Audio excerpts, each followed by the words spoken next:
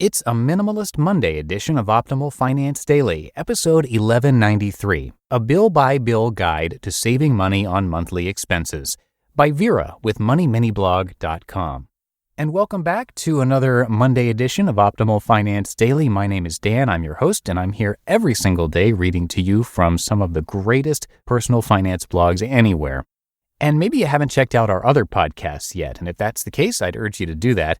Optimal Living Daily is the original show in our family of podcasts, and it covers minimalism, personal development, and productivity. So if you like what you're hearing on this show, you're definitely going to like that one too. Just search for Optimal Living Daily wherever you're hearing this show to find it, along with the other podcasts.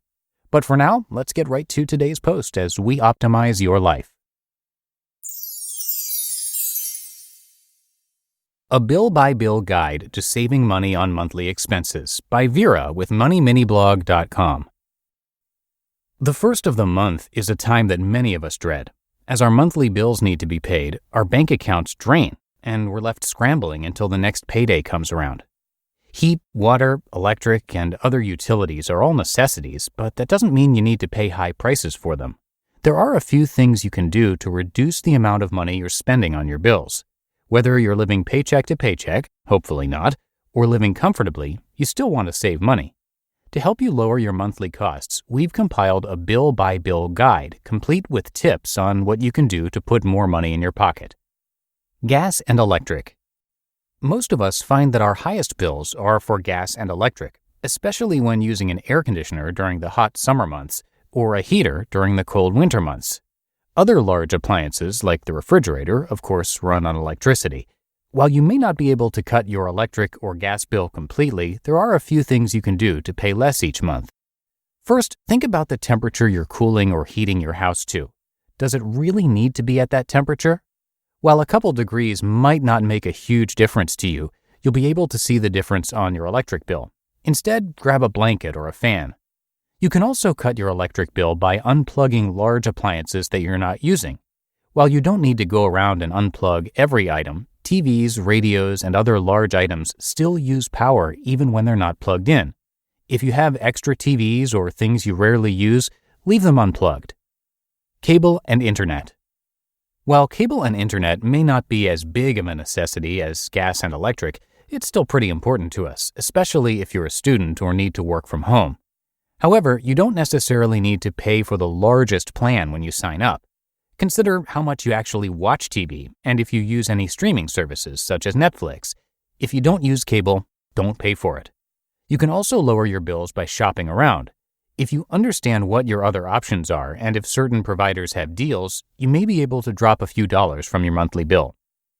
Water. Water bills can be largely influenced by your home and the appliances in your home. If you have a washing machine and a dishwasher, you may find that your water bill is higher than if you needed to go to a laundromat or wash your dishes by hand. Your water bill will also be influenced by whether or not you have low-flush toilets.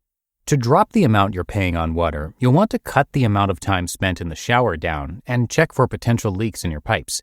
You can also cut your water bill by only running your washing machine or dishwasher when loads are full, which can prevent you from running them too frequently.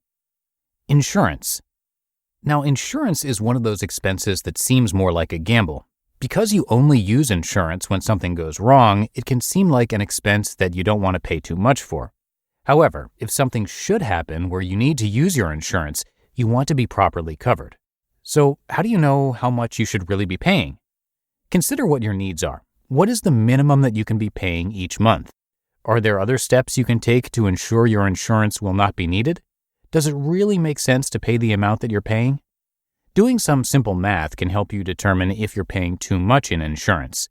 If you can cut your costs while building up a savings account that could be used if you're in an accident, you may be better off than giving the money right to your insurance provider. Cell phones.